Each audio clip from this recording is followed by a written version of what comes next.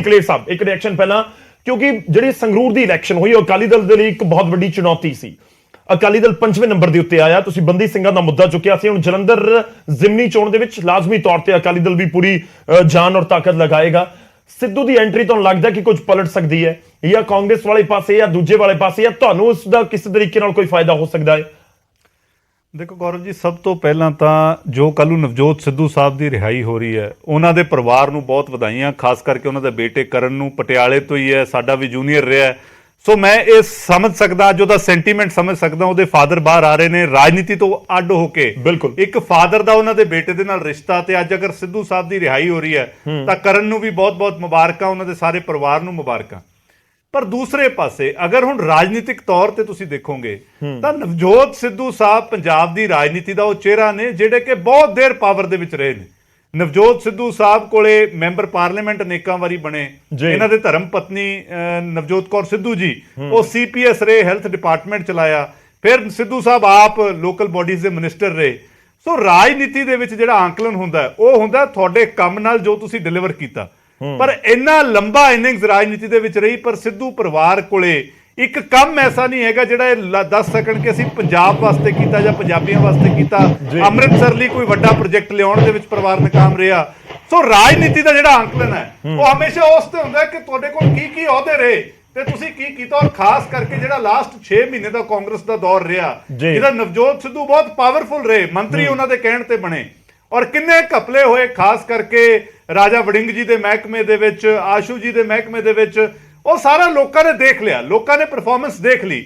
ਸੋ performance ਦੇ ਆਧਾਰ ਤੇ ਜਦੋਂ ਲੋਕਾਂ ਨੇ ਚੁਣਨਾ ਹੈ ਤਾਂ ਕਾਂਗਰਸ ਪਲੱਸ ਨਵਜੋਤ ਸਿੱਧੂ ਉਹ ਪਰਫਾਰਮੈਂਸ ਲੋਕ ਦੇਖ ਚੁੱਕੇ ਨੇ। ਸੋ ਅਗਰ ਪਰਫਾਰਮੈਂਸ ਤੇ ਆਂਕਲਨ ਹੋਣਾ ਤਾਂ ਉਹ ਗੱਲ ਮੈਨੂੰ ਨਹੀਂ ਜੱਚਦੀ। ਠੀਕ ਹੈ। ਔਰ ਦੂਜੀ ਗੱਲ ਜਿਹੜੀ ਜਸਕਰਨ ਕਾਲੋਂ ਜੀ ਨੇ ਕਹੀ ਹੈ, ਇਹਨਾਂ ਨੇ ਵੈਸੇ ਮੈਨੂੰ ਲੱਗਦਾ ਆਊਟ ਆਫ ਦ ਵੇ ਇੱਕ ਜਾ ਕੇ ਗੱਲ ਕਹਿਤੀ ਕਿ ਜੀ ਸੁਖਬੀਰ ਬਾਦਲ ਸਾਹਿਬ ਉੱਥੇ ਲੈਣ ਨਹੀਂ ਗਏ। ਮੈਂ ਇਹ ਗੱਲ ਕਹਿ ਦਿੰਦਾ ਕਿ ਜਿੱਦਣ ਸਰਦਾਰ ਬਿਕਰਮ ਮਜੀਠੀਆ ਰਿਹਾ ਹੋ ਕੇ ਆਏ ਸੀ, ਸਭ ਤੋਂ ਪਹਿਲਾਂ ਚੰਡੀਗੜ੍ਹ 'ਚ ਸਵਾਗਤ ਹੀ ਭੈਣ ਜੀ ਹਰਸਿਮਰਤ ਕੌਰ ਬਾਦਲ ਤੇ ਸਰਦਾਰ ਸੁਖਬੀਰ ਸਿੰਘ ਜੀ ਬਾਦਲ ਨੇ ਕੀਤਾ ਸੀ। ਪਹਿਲਾ ਮੈਨੂੰ ਲੱਗਦਾ ਕਿ ਉਹ ਸਾਰੇ ਉੱਥੇ ਇਕੱਠੇ ਸੀ। ਸੋ ਕੱਲ ਨੂੰ ਅਗਰ ਰਾਜਾ ਵੜਿੰਗ ਸਾਹਿਬ ਉਹਨਾਂ ਦੇ ਘਰੇ ਪਹੁੰਚ ਕੇ ਸਵਾਗਤ ਕਰਦੇ ਨੇ ਤਾਂ ਫਿਰ ਦੇਖਣ ਦਾ ਵਿਸ਼ਾ ਹੋਏਗਾ। ਠੀਕ ਹੈ। ਔਰ ਜਿਹੜੀ ਤੀਸਰੀ ਗੱਲ ਹੈ, ਅੱਛਾ, ਤੁਹਾਨੂੰ ਐਕਸਾਈਟਮੈਂਟ ਨਜ਼ਰ ਆ ਰਹੀ ਹੈ?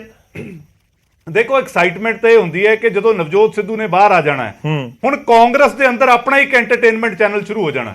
ਇਹਨਾਂ ਦੇ ਆਪਸ ਦੇ ਵਿੱਚ ਹੀ ਵਾਰ ਪਲਟਵਾਰ, ਕਿਉਂਕਿ ਪਹਿਲਾਂ ਅਮਰਿੰਦਰ ਸਿੰਘ ਤੇ ਵਰਸਸ ਨਵਜੋਤ ਸਿੱਧੂ ਚੱਲਦੇ ਰਹੇ, ਹੁਣ ਨਵਜੋਤ ਸਿੱਧੂ ਵਰਸਸ ਰਾਜਾ ਵੜਿੰਗ ਹੈ। ਰਾਜਾ ਵੜਿੰਗ ਦੀ ਬੋਡੀ ਲੈਂਗੁਏਜ ਤੁਹਾਨੂੰ ਦੱਸ ਚੁੱਕੇ ਆ, ਪਰ ਉਹ ਇਹਨਾਂ ਦਾ ਇੰਟਰਨਲ ਮੈਟਰ ਹੈ, ਮੈਂ ਉਹਦੇ 'ਚ ਜਾਣਾ ਨਹੀਂ ਚਾਹੁੰਦਾ। ਮੈਂ ਫਿਰ ਪੰਜਾਬ ਦੇ ਉੱਤੇ ਕੇਂਦਰਿਤ ਰਹੂੰਗਾ ਕਿ ਅੱਜ ਪੰਜਾਬ ਦੇ ਉੱਤੇ ਇੱਕ ਬਹੁਤ ਵੱਡਾ ਸੰਕਟ ਹੈ। ਸਰਕਾਰ ਬੁਰੇ ਤਰੀਕੇ ਦੇ ਨਾਲ ਆਮ ਆਦਮੀ ਪਾਰਟੀ ਦੀ ਫੇਲ ਹੋ ਚੁੱਕੀ ਹੈ। ਸੋ ਪਾਰਟੀਆਂ ਦੇ ਅੰਦਰ ਕੀ ਚੱਲ ਰਿਹਾ ਹੈ ਉਹਦੇ ਨਾਲੋਂ ਵੀ ਜ਼ਿਆਦਾ ਮੈਨੂੰ ਲੱਗਦਾ ਧਰਤੀ ਦੇ ਉੱਤੇ ਜੋ ਮੈਨੇ ਰੱਖਦਾ। ਔਰ ਇੱਕ ਪਾਸੀ ਸਾਹਿਬ ਗੱਲ ਕਰਦੇ ਸੀ ਕਿ ਜੀ ਸੰਗਰੂਰ ਦੀ ਜਿਹੜੀ ਬਾਈ ਇਲੈਕਸ਼ਨ ਹੈ ਉਹ ਅਸੀਂ ਪਤਾ ਨਹੀਂ ਸਾਰੀਆਂ ਪਾਰਟੀਆਂ ਤੋਂ ਉੱਪਰ ਰਹਿ ਗਏ। ਇਹ ਪਾਸੀ ਸਾਹਿਬ ਨੂੰ ਇੱਕ ਗੱਲ ਯਾਦ ਰੱਖਣੀ ਚਾਹੀਦੀ ਹੈ ਕਿ ਉੱਥੇ ਸ਼੍ਰੋਮਣੀ ਅਕਾਲੀ ਦਲ ਦਾ ਨੁਕਸਾਨ ਤਾਂ ਹੋਇਆ ਕਿਉਂਕਿ ਅਕਾਲੀ ਦਲ ਦੇ 2 ਕੈਂਡੀਡੇਟ ਲੜ ਪਏ।